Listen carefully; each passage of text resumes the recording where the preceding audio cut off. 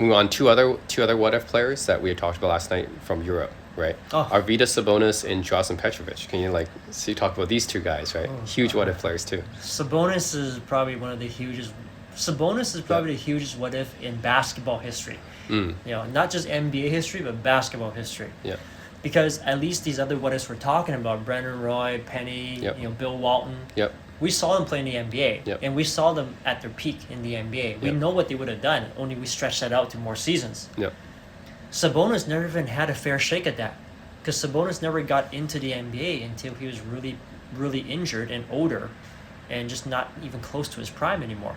Like Sabonis was just an empty shell of himself by the time he went to the NBA. He was a lot more overweight, a lot heavier, couldn't jump, couldn't move, had knee problems everywhere.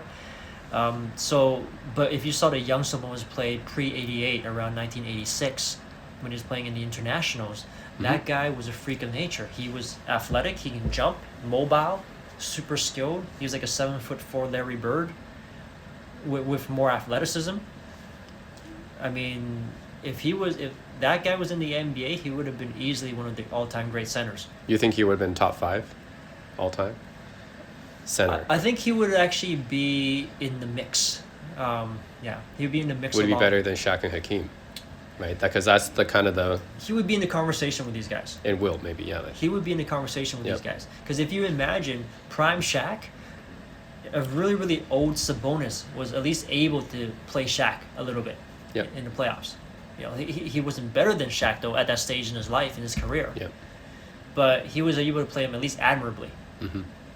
Now imagine a Sabonis that was 14 years younger. 14 years younger with no injuries and an extra 10 to 12 inch in his vertical and thinner, more mobile.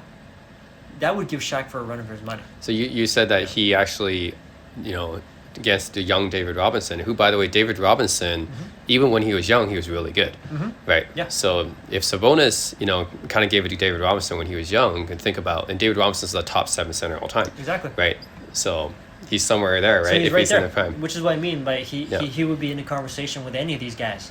Yep. Yeah, like you do know one of my favorite centers of all time is Hakeem Olajuwon. Yep.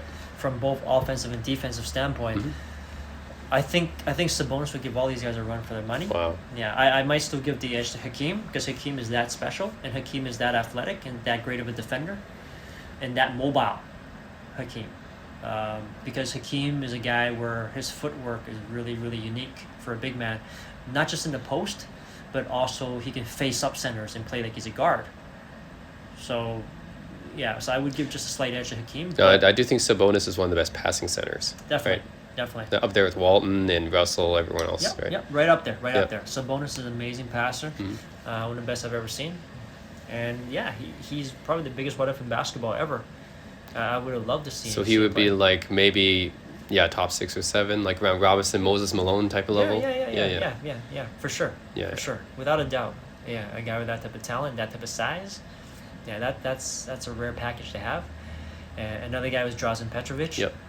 He's not as big of a what if as Sabonis was, because Sabonis never even got to play in his prime in the NBA.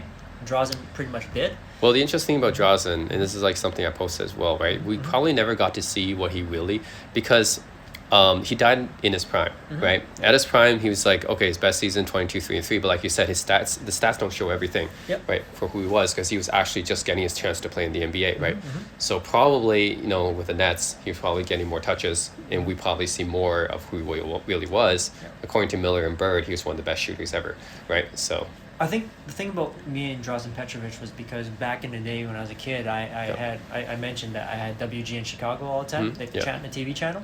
So because Drazen never really played on great teams, he never really played on like contending teams.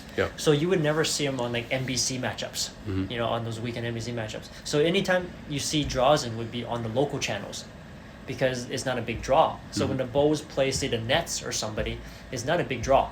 So, but I had WG in Chicago, so I got to see all those games, and that's why I was able to see a lot of these matchups with like the not as famous teams, and you see a lot of these type of players like Drazen, which I had the privilege of watching when I was a kid, and Drazen was a very special player. Drazen, the biggest thing that sets him apart is his attitude, his personality. A lot of European players that came into the league during that time Some of them were more based on skill. Some of them were softer, like Tony Kukoc. But Drazen, So you say like compared to other European players like Vincent Peja, Stojakovic, Detlef Schrempf, you already mentioned Tony Kukoc, Vlade Divac. You say Drazen, would he be above all those guys, right? I'm not saying for sure he's above all those guys, Yeah. but his toughness puts him in a different category. Drazen was a guy that never backs down to anybody, even against Jordan or Pippen. And that's why when we had the conversation of, who do I think is better, Peja Stojakovic or Drazen, I'm saying Drazen for sure. Yeah. Like if I had to win a game, I would take Drazen because Peja is a great sharpshooter, but Drazen had more all-around skills. Drazen was a very good shooter as well, but Drazen was a good ball handler. Drazen can even play some point if he wanted to. He can actually penetrate, drive in, draw fouls, make a pass, draw the attention, pass it out to open guys. Very good passer, play in the flow of the game. High IQ type of player. Peja doesn't have that high IQ type of game that Drazen has. Drazen is kind of like your Luka, but tough, kind of like that. Yep.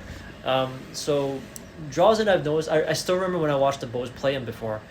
Pippen and Jordan used to get into fits playing against this guy because they're like, why is this guy still scoring? And you got Jordan and Pippen trying to stop this guy. I'm not saying that he was completely lighting Jordan and Pippen up. It was mostly Jordan actually guarding him a lot of times. And Jordan definitely did score on him too because he couldn't stop Jordan either. Yep. But at the same time, Drazen just wouldn't back down, and for some reason he would still come out with pretty good games against the Bulls. I'm not saying that he completely just. I'm not saying he bombed 50 on the Bulls, but still, with hand checking and the tougher defensive rules and Jordan guarding you, and then I see Drazen still getting his 20 something points sometimes. That says a lot. And then you can tell Jordan really wanted to shut the guy down. Jordan was frustrated a little bit, because like, why is this guy still scoring? Yep. Yeah, I still remember that. And he just had that a little extra gear, that heart and that toughness that I find that makes him special. It's that heart and that toughness. He never backs down, never gives up. Even sometimes when you see the defense is completely on the guy, giving him nothing, but he would still just pull off like some last second type of thing where he would drive in like full speed at a weird angle, and he has nothing there, and then he would just pull to a hard stop and do a little pump fake hard stop so that all of the defenders would fly right by him. He would still put in an awkward shot to get it in. And so that was one thing about Drazen that really made him special. Another thing I remember about Drazen was 92. 92 Olympics. Dream team, yep. When the Dream Team was playing Croatia, and you would notice that Drazen was the only guy that didn't back down. The entire Croatian team, the first time they actually met, that 92 Dream Team, the entire Croatian team, Tony Kukoc included, everybody was starstruck. Everybody was nervous. Everybody was shut down. Drazen was the only guy that kept fighting. I still remember there was a play when he was playing 92 Dream Team. I think he hit like back-to-back threes against these guys, and he started like just talking, and trying to rally his guys. Yeah, he was just really tough. Yeah. I think it was back-to-back threes, but he definitely came down and he kind of held his own. I think it's definitely the toughest competition with the Dream Team. That and just his heart, his heart. I think that really separates him apart among European players. Interesting. Cool. Yeah. What do you think about Oscar Schmidt? Talked about a little bit about him. He would have been a very good player if he made the NBA. How great, we don't know. I mean, because he's one of the most prolific scorers in international basketball history. Because didn't he score about 100 points once, I think, in a game? I don't know, by his career total, something crazy like 50,000 points. Okay, I remember I think he had the highest scoring game ever, I think, in an international game. I think it was. I know his career total is definitely the highest for international. It's like 50,000 points. In Kareem is 38,000, right? So that's that's quite a bit. Okay. He would have been a very good player. How good is hard to say. I mean, because by the time I watched him play against the Dream Team, he was already a lot older by that time. Yeah. He was into his 30s by that time. So that really wouldn't be a fair, comparison for me to base it off of that. When he was younger, I didn't watch too much of him, but based on what I saw in 92, you can tell that he reminded me a bit of a more mobile Detlef Schrempf. Detlef Schrempf with a little bit more mobility and a little bit more ball handling. So Detlef Schrempf with a bit more guard skills and a better ability to get his own shot off than Detlef Schrempf. But otherwise, quite similar in a way. It seems like he was the type of guy that is able to score from anywhere on the floor. Yep. From 3 points all the way to like mid-range and everywhere. Whether it's in the post, driving in, pump fake, all of that. So how'd you compare to Drazen? Drazen seemed the difference between Drazen and him. I would say it seemed like Oscar Schmidt actually has Schmidt actually had a little bit more polished in terms of his various scoring ability. Yep. He seems a little bit more polished. Mm-hmm. But Drazen has that fight, that fight in him.